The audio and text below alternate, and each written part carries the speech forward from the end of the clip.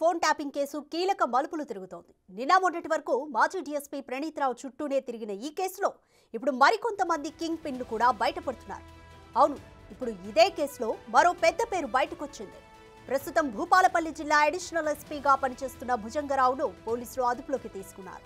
ఇవాళ ఆయన్ను 8 గంటల పాటు విచారించిన పోలీసులు విచారించిన తర్వాత భుజంగరావును అదుపులోకి తీసుకున్నారు. ఆయన ప్రణీత్ రావుతో కలిసి ఫోన్ ట్యాపింగ్ కు పాల్పడ్డట్లు ఆరోపణలున్నాయి.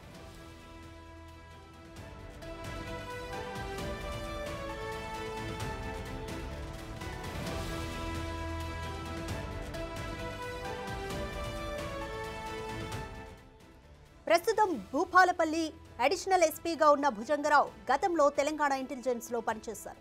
ఆయన్ను రేపు న్యాయమూర్తి ఎదుట హాజరుపరచనున్నారు.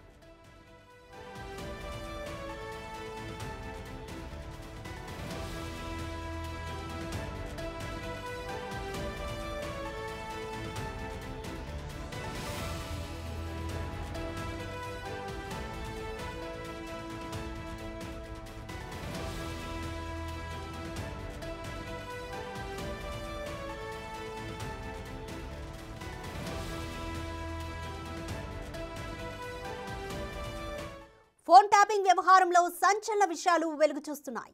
మొయినాబాద్ ఫామ్ హౌస్ లో ఎమ్మెల్యేల కొనుగోలు వ్యవహారంలోనూ ఫోన్ ట్యాపింగ్ చేసినట్లుగా పోలీసులు గుర్తించారు. గతంలో కరీంనగర్ కు చెందిన ఒక మాజీ మంత్రి రాసలీలల వ్యవహారంలోనూ ఫోన్ ట్యాపింగ్ చేసినట్లు తెలుస్తోంది. ఇక 2019 సాధారణ ఎన్నికలు, మునుగోడు, హుజురాబాద్, దుబ్బాక ఉప ఎన్నికల సమయంలోనూ ఫోన్ ట్యాపింగ్ జరిగినట్లుగా అధికారులు గుర్తించారు. అంతేకాదు, నిన్న మొన్నటి అసెంబ్లీ ఎన్నికల సమయంలోనూ ప్రత్యర్థుల డబ్బులే టార్గెట్ గా ఫోన్ ట్యాపింగ్ చేశారనే ఆరోపణలు వినిపిస్తున్నాయి.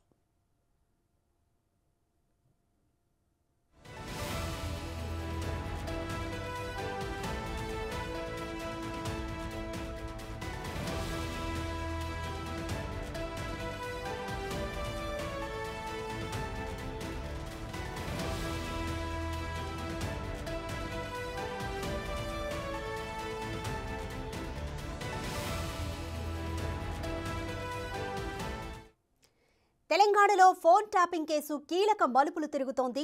నిన్న మొన్నటి వరకు మాజీ డీఎస్పీ ప్రణీత్ రావు చుట్టూనే తిరిగిన ఈ కేసులో ఇప్పుడు మరికొంతమంది కింగ్ పిన్లు కూడా బయటపడుతున్నారు. అవును, ఇప్పుడు ఇదే కేసులో మరో పెద్ద పేరు బయటకొచ్చింది. ప్రస్తుతం భూపాలపల్లి జిల్లా అడిషనల్ ఎస్పీగా పనిచేస్తున్న భుజంగరావును పోలీసులు అదుపులోకి తీసుకున్నారు.